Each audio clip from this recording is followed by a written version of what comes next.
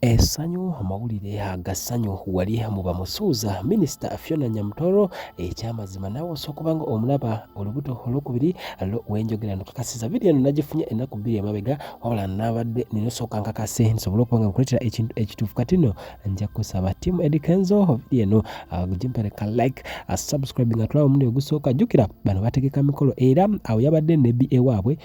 yabadde agenza okulaba jjukira emikolo giri awo very soon era gigenda kubeera kumpimpi awo kati olwagize ne bamugamba wayi minisita jangu tuyitireko wano mu graduation ceremony y'omu ku batuuze awo bw'atyo byasobodde okubanga awaka speech akabadde akawoomu wabula nga amawulire agenza okubaga nze bikomedi byete binyumira yemula n'atamu jjukira minisita oyo nze twali ku mukolo nga mpulira njagala kuzirika nga njizagala ebyakola akakayiseemu naawe osobola okuba nga okkiriza nti ekyaddala minisita Fiona Nyamutoro love emuvuzeemu ka speed era abantu basinga wali ku internet bugamba bannaye minisita kati ni ku bigambo byo byabaddeeyo nti ne bwoge omwegendereza wow osobola okukirabaya naye ekyo kifaananyi osokiraba yes omanyi munjegerao ne mugamba ate musala omugamba wanda bwe musala ekigambo nedda tukuleetera ekyo ekituufu osooka nga okiraba kati njagala owulizeemu ka speech katini nga tekali mu Luganda naye ngenda kujja nkakuvundire njagala omwetegereze ng'ayogera bulungi ye kennyini akelu mot mu aibaya dit president Museveni engeyu coronation anniversary kati kyekyo era ng'abo abalaba TV bukidde nze nali simanyi nga mbabuuza yaani nga bendowooza basoma n'amawulire nze bikomedi byekyebinyuma yemula n'atamu Congratulations Edikenzo era nze twali ku mukolo nga mpulira njagala kuzirika nga njizagala ebyakola nga kalera mpaka comment ko awo ababiri bano okiraba otya abantu abamu mbadde nga ndaba eri ku internet ng'abantu bagamba Kenzo avuzeemu omukyalo no speed kulanze ku myaka 37 Fiona Nyamutoro gy'alina Edikenzo emyaka 34 ndowooza bali mu kaseera ka luvannyuma okuba nga bawunzika okuzaala basobole okuba nga baplaningira abaana baabwe so ndaba nga nti ne Fiona Nyamutoro omwaka ogujja watuwaayo akalala nga kano kamaze zikula kati ate lwaki bulowooza ku Rema lwaki muyina ennugu kati ate ni aleeseemu Rema wano mbw ate abaana bugamba mbw ate Rema naye eri yakikola kati nooneeno akikoze buli omu ali mu kubanga agezako kubanga akola ki nze kulaba endowooza emyaka gyegyo bazaale bakiveeko bakuze abaana basookola n'emirimu emirala egyegonga nakugamba Fiona Nyamutoro no balina ebifo eby'amaanyi bye bali mu kubanga bamutegekera so kati ebintu ebisinga bw'abikola n'abivaako n'abanga obudde obusigadde agenda kubanga abuwa egyo emirimu oba oliawo gye baagala okubanga bamutegekera tetumanyi oba kinaasoboka oba tekisoboke wabula ali mu plans ennene nnyo ez'ekibiina haki NRM nga bw'oyinza okuba nga ogobera ensonga byonna tujja kuba tubikuwa wano Kwanda Boy UG Sheikh Ashraf omusomi w'eddwa agamba nti asobola okuba nga akutereeza obulamu ne busobola okuba nga butambulira ddala bulungi nnyo mukubireko omwami oyo asoma dduwa jjukira bwagala okuyiga okukola sente online abawanda boy bagamba we ziri courses basobola okuba nga bakusomesa ate ku bbeeyi ensaamusaamu tugende wa Bobi Wine kati nnyo abagenyi bakwe abalungi abakulembeddwamu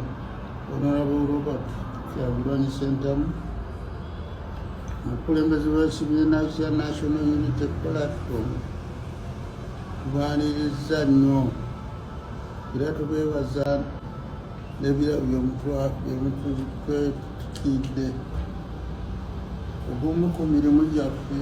nga Kereziya ebyosabiranga abakulembeze baffe bonna emitendera gyonna Omukama irize okubawa mwoyo we abalungamyenga olw'obulungi bw'eggwanga lyaffe ng'agaliza obulamu obulungi obujjudde essanyu emirembe n'obwesimba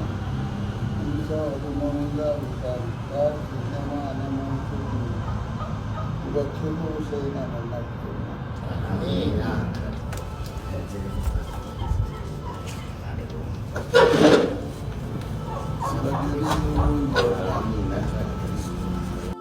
abalemeddewo abalabo era obakutte balaba bazinakannaginagi naye banterewaddako abalemeddewo alla abatte